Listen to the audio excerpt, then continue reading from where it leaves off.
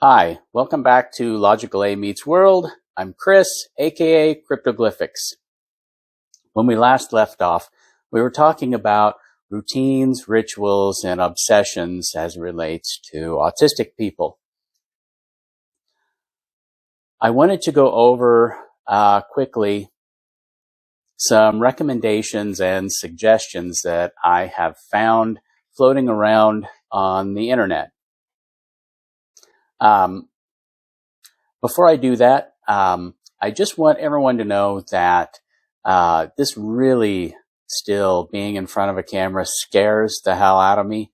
I am slowly getting over that. With that being said, let's get started. So a lot of the suggestions that were found, especially when it comes to children with autism, are being able to take the time to really observe and learn about your autistic child's routines and rituals and various obsessions that they may have. And then slowly incorporating some gentle nudges towards adjustments that aren't just beneficial to the child, but beneficial to how they adapt and grow in a world that is truly chaotic and ever-changing. There are other sites that lean towards getting your child to a specialist that provides what is referred to as the gold standard for treating autism, which is ABA, which I believe we covered a little bit in the last session, maybe even in a previous video. There are many other types of alternative therapies to ABA, like music therapy, playtime therapies, therapies that are geared towards outdoor exploration and discovery. However, when it comes to being able to help shape an autistic person's routines so that they have the security and the benefit of those routines or rituals, but being able to place in points or events of subtle change and slowly growing those is something that, for me personally, I think would be kind of a better strategy just from my viewpoint, rather than trying to incorporate a more behavioral style of change, working the change into what is familiar rather than trying to literally reprogram someone with autism to conform to society, I think is a better path. Trying to get people who are autistic to conform to the societal norms is ripping away their identity. I mean, shit, we already do that enough when we mask. Now, I'm not trying to be overtly serious or condescending or anything like that. I'm just being honest. I masked over half my life, even before I was diagnosed with autism. And even after that, I still masked. There wasn't everything was pointing towards changing my behavior. And hell, I had already changed my behavior and literally estranged myself to myself, which sucked. It sucked a great deal. When you have to go back and not only deal with the world, but rediscover who you actually are as an individual person, that is a twofer I wouldn't wish on anyone. I know I went way outside just now, but it is what it is. As an adult with autism and being diagnosed, Our routines are very much set in place, and there's a lot of inflexibility there. So for spouses, friends, family who are dealing with an adult who is autistic but was diagnosed as an adult, being that adults get very set in their ways, just from my own observation, change, I believe, is quite a bit more challenging than it is when you're a kid. That being said, when it comes to autism, whether you're a child who's diagnosed or an adult that's diagnosed, when it comes down to it, we cannot adapt alone. It takes people who are around us to help us in adapting, in being more comfortable with change when change happens, whether it's something that is slowly incorporated, whether it's trying new food, new places to go, new people, or sudden changes that are highly disruptive. Expecting autistic people to go through various structured guidelines by people who probably aren't even autistic, I find very disappointing and even unreasonable. Now, make whatever argument or comment you want about that. That's just the way it is for me. And because autism is different for everyone, there are some autistics that may be okay with suggestions and guidelines to make changes. But for me, the biggest adaptation that I've had is having close people who have seen my brilliance, but have also seen some of my worst meltdowns, who stayed, who learned, who figured out, who observed, who paid attention, and were able to be guides to the world, if you will, when it comes to adjusting and really setting myself up for better results when I'm out in the world. Now, I'm not leaving any links to any various websites because there's simply so much out there. And when it comes down to it, individually, there is no general structure, no guideline, no average that you can really point or really truly lean to when it comes to successes and things to try when it comes to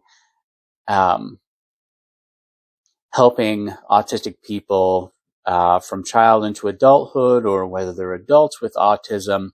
The biggest factor I have found is having people, friends, family, acquaintances, that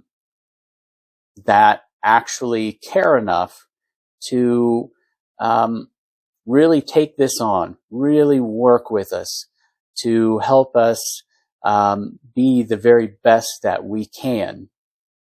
Now, mind you, there are limits to how well we will interpret, adapt, and accept some change.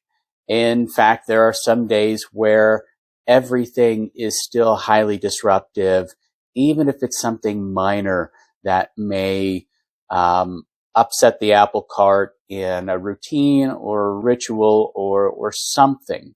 It's still going to happen. There are no cures. There are no fixes.